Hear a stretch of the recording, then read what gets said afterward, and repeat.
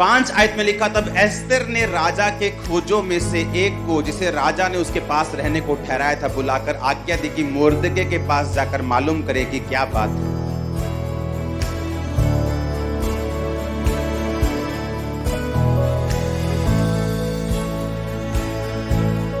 हमें मालूम है कि राजा ने उस चिट्ठी पर अपनी मोहर लगा दी कि जाके सारे यहूदियों को, जितने भी इस देश में यहूदी हैं, सबको खत्म कर दिया जाए। किसी ने चुगली कर दी कि यहूदी लंगर नहीं खाते, प्रसाद नहीं खाते, राजा किसी भी टाइम तेरे खिलाफ हो सकते हैं, इनको मारना जरूरी है। राजा हमान की बातों में आके मरवाने के लिए चिट्ठी पे साइन कर दिए। जब चिट्ठी पे साइन हुए तो मोर्दके, जो एक वफादार सिपाही था राजा का, वो यहूदी था और वो रोने लगा और टाट पहन लिया। जब रानी को मालूम हुआ तो रानी ने कहा, तू क्यों रो रहे? तो उसने बताया कि इस तरह की आज्ञा राजा ने दी है। 8 आयत में लिखा, फिर यहूदियों का विनाश करने की जो आज्ञा शूशन में दी गई थी, उसकी एक नकल भी उसने हताक के हाथ में एस्तर को दिखाने के लिए दी और सब हाल बताने और आज्ञा देने को कहा कि भीतर राजा के पास जाकर अपने लोगों के लिए विनती कर। तब हताक ने एस्तर के पास जाकर मोर्दके की ये बातें सुनाई।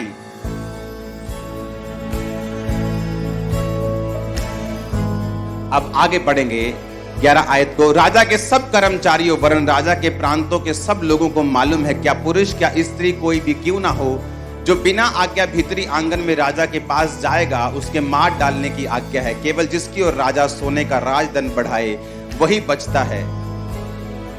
और 30 दिन से 1 महीने से मैं राजा के पास नहीं बुलाई गई। एस्तर की ये बातें मोर्दके को सुनाई गई। जब मोर्दके ने एस्तर के पास कहला भेजा कि तू मन ही मन विचार ना कर कि मैं ही राजभवन में रहने के कारण और सब यहूदियों में से बची रहूंगी, क्योंकि जो तू इस समय चुपचाप रहे तो किसी ना किसी को परमेश्वर किसी उपाय से यहूदियों का छुटकारा और उद्धार कर देगा, परंतु तू अपने पिता के घराने समेत नष्ट होगी, और क्या जाने तुझे ऐसे ही कठिन समय के लिए राजपद मिल गया हो। तब एस्तर ने मोर्दके के पास कहला भेजा, तू जाकर शूशन के सब यहूदियों को इकट्ठा कर, तुम सब मिलकर मेरे लिए उपवास करो, 3 दिन रात ना तो खाओ ना पियो। मैं भी अपनी सहेलियों सहित उसी रीति उपवास करूंगी, और ऐसी ही दशा में मैं नियम के विरुद्ध राजा के पास भीतर जाऊं, यदि नष्ट हो गई तो हो गई।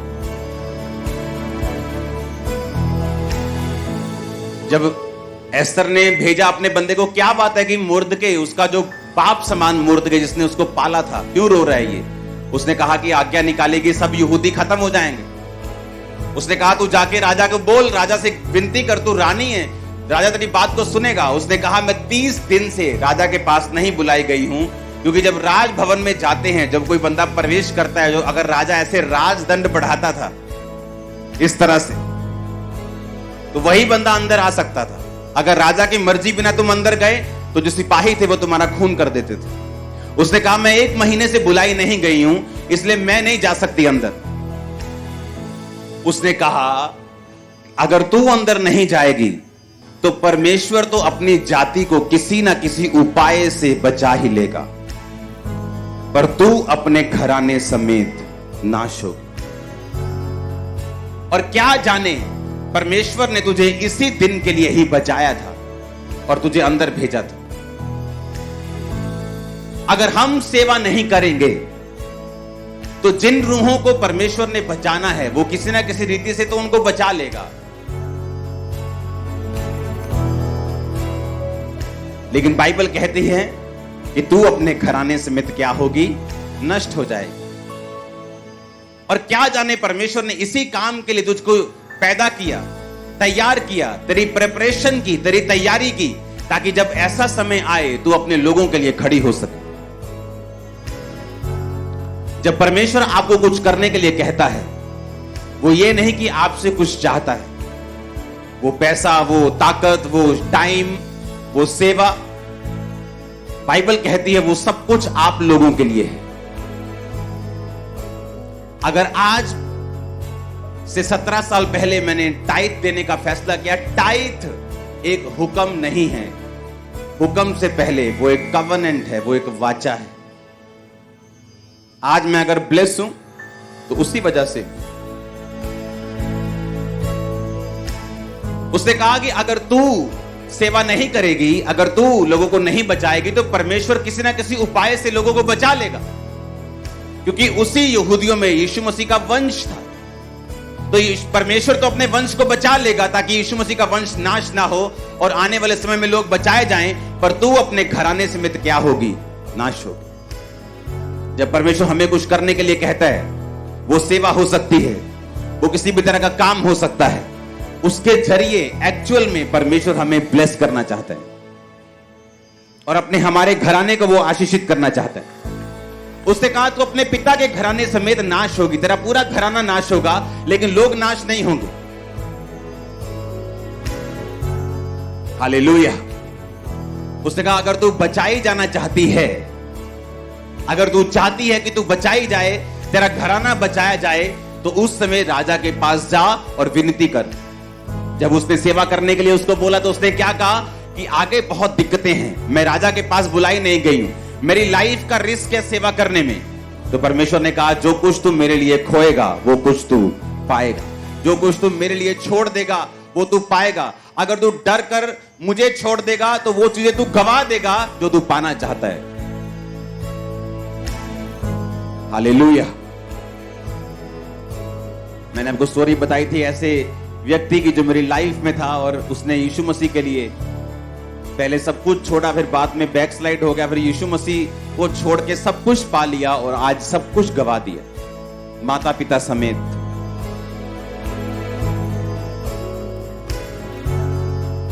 अगर परमेश्वर हमें कुछ करने के लिए कहता है तो एक्चुअल में वो हमें सेव कर रहा है, हमें बचा रहा है, आपके परिवार को सेव कर रहा है, आपके परिवार को बचा रहा है।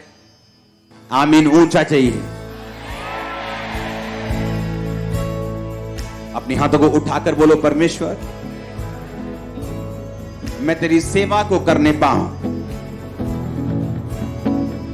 होंठ को खोलो, अंगीकार करो।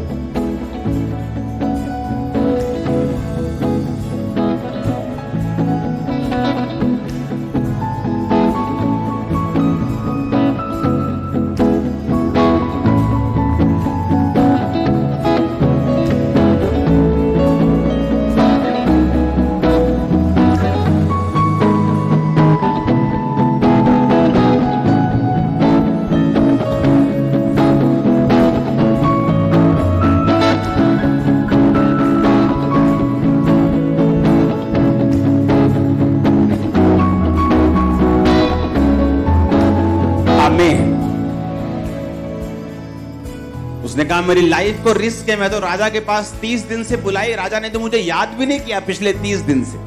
अगर नियम के खिलाफ जाऊंगी तो मुझे मार देगा राजा। जब आप सेवा करने लगते हैं आपको रुकावटें आती हैं, आप जब परमेश्वर में चलने लगते हैं आपको मुश्किलें आती हैं, थ्रेटनिंग आती हैं, आपको छोड़ने की धमकियां आती है, आपको मरने की धमकियां आती है, आपको डूबने की धमकियां आती है आपको। फिर परमेश्वर देखता कि आप उन धमकियों के बारे में ध्यान रखेंगे और अपने आप को बचाने की कोशिश करेंगे या परमेश्वर में अपने आप को डुबोने की कोशिश करेंगे। अगर आप परमेश्वर के लिए अपने आप को डुबोने की कोशिश करेंगे वो आपको तैरना भी सिखाएगा, ऊंचा होना भी सिखाएगा। और अगर आप परमेश्वर को छोड़ देंगे कि मैं मर ना जाऊं तो वो लाइफ जाने वाली, वो फाइनेंस जाने वाला है, वो परिवार भी जाने वाला, उसे कोई रोक नहीं सकता। फिर एक्चुअल में परमेश्वर उन्हीं को ब्लेस करने के लिए आपको ये कहता है। आमीन। उसने कहा मैं बुलाई नहीं गई हूं, क्योंकि जब आपको सेवा करनी होती है आप उसे आराम से नहीं कर सकते। आपको चैलेंजेस आएंगे, वो चैलेंजेस लाइफ पर भी बना सकते हैं, वो चैलेंजेस कई तरह के हो सकते हैं, वो चुनौतियां कई तरह की हो सकती हैं। लेकिन बाइबल कहती है उसने वो चैलेंज लिया, उसने कहा ठीक है आज से तुम उपवास करो 3 दिन रात के, मैं भी रखती हूं, मैं नियम के खिलाफ जाऊंगी। नियम के क्या करूंगी? खिलाफ जाऊंगी। और फिर मैं जाके राजा को बोलूंगी। और बाइबल कहती है जब उसने परमेश्वर की ताकत का सहारा लिया, नियम के विरुद्ध राजा के पास गई, परमेश्वर ने राजा के दिल में उसके लिए फेवर डाला, वो भी बचाई गई, मोर्दके बचाया गया, यहूदी बचाए गए, पूरी जाति बचाई गई, हामान नाश हुआ, उसका घराना नाश हुआ, जो लोग उनको नाश करना चाहते थे। एक स्टेप परमेश्वर में लिया गया। आमीन। वो कितनी बड़ी बरकत को पैदा कर सकता है। जस्ट एक स्टेप लिया गया। परमेश्वर ने कहा यहोशू मैं तुझे वो देश जो तेरे सामने है, जो मैंने वायदा किया था अब्राहम से, अपने लोगों से, मूसा से, इस्राएलियों से कि मैं वो देश तुम्हें दूंगा। पर ऐसा कर, व्यवस्था की ये पुस्तक तेरे मन से कभी भी उतरने ना पाए।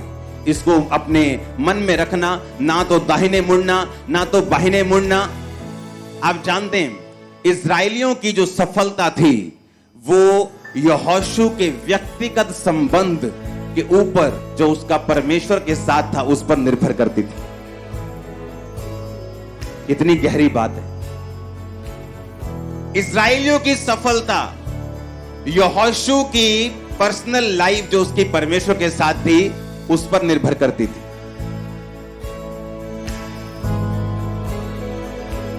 और लोग बोलते किसी भी चर्च में चले जाओ कोई फर्क नहीं। परमेश्वर ने कहा यहोशू, ये लोग जो मेरे हैं मैं उनको कनान में लेके जाऊंगा जहां दूध और शहद की नदियां बहती हैं, पर तू अपने व्यक्तिगत संबंध जो मेरे साथ हैं उन्हें मजबूत कर ले।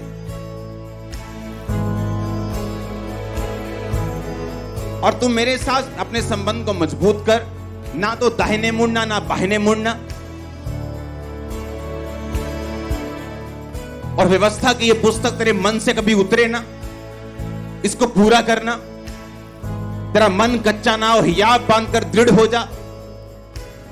और तू उस देश का अधिकारी जो मैंने इनसे वायदा किया तू इनको कर देगा, पर तेरे पर्सनल रिलेशनशिप मेरे साथ होने चाहिए। जब आपका पर्सनल रिलेशन परमेश्वर के साथ है, उसका असर आपके परिवार पे होगा, उसका असर आपके फाइनेंस पे होगा, उसका असर आपके रिलेटिव्स पे होगा, आपके मोहल्ले पे होगा, आपके नगर पे होगा। आपको मालूम है कि नहीं? जब आपका रिलेशन परमेश्वर के साथ है, उसका असर सब जगह होगा। परमेश्वर ने कहा यहोशू, जो पर्सनल रिलेशन तेरा मेरे साथ है, तू इधर नहीं होगा उधर नहीं होगा, और मैं इस्राएलियों को वही देश दूंगा जो मैंने उनसे वायदा किया है। तू इनकी अगुवाई कर, जैसा मैं मूसा के संग था वैसा मैं तेरे संग रहूंगा।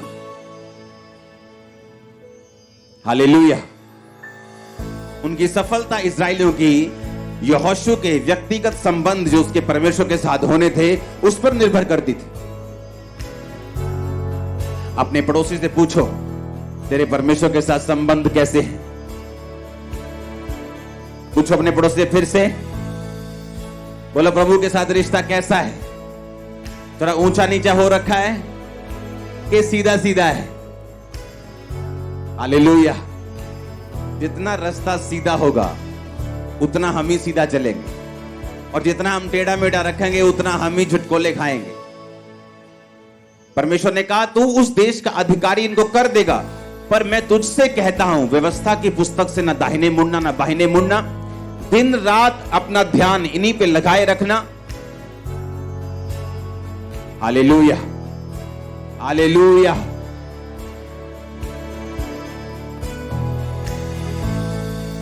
जब आप टेस्टिमनीज को देखते हैं, बड़ी बड़ी टेस्टिमनीज को हम देखते हैं, मुझे आज भी याद है छत्तीसगढ़ क्रूसेड पे जब हम गए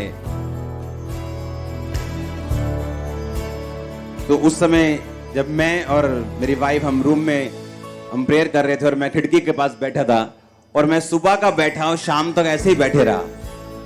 वो देख रही है यार ये बंदा उठता ही नहीं प्रेयर हो गए। सिंगल रूम था ना, तभी बाहर गए थे, तो वैसे तो मैं अपने प्रेयर रूम में होता हूं। सुबह से लेके शाम तक जब प्रेयर हुई, सुनो मेरी बात, मुझे इंग्लैंड में लोग लेने आए, आपको चलना है, आपको ये मार्केट जाना है, वो जब क्रूसेड हुआ मैं किसी जगह नहीं गया और सीधा वापस। तो यार ये कैसी लाइफ। लेकिन जब लोग मिरेकल्स को देखते हैं, कामों को देखते हैं, उन्हें मालूम होता है कि जो अगुए की लाइफ है वो आम लोगों की जैसे नहीं।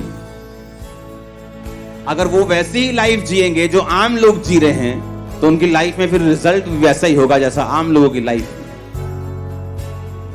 अगर आपने बड़ा स्टैंड लिया परमेश्वर के लिए तो फल बड़ा है, आपने थोड़ा लिया तो फल थोड़ा है। आपने ज्यादा गुड़ डाला तो चाय मीठी है, नहीं डाला तो फीकी है, तो सीधी बात है। हालेलुया।